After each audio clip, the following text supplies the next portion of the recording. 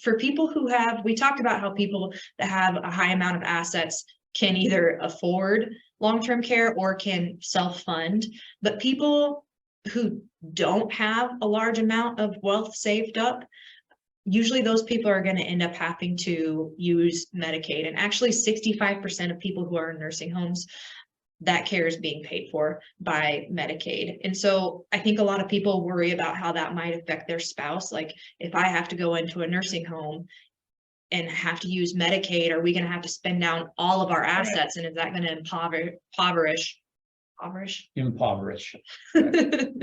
my spouse? But there are actually rules in place to protect spouses in a situation like that.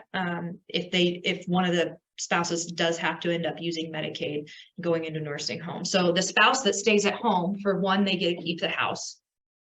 That's good. For two, they get to keep up to 50% of their joint assets, up to about $150,000 in 2023.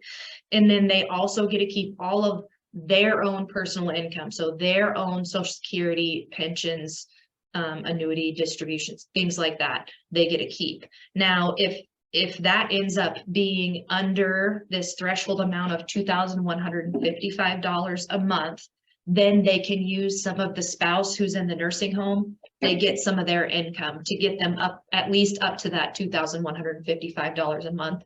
And Medicaid will adjust that based on what your actual monthly expenses are and things like that. So if you're worried about protecting your spouse, if you end up having to use Medicaid, there are laws to protect them.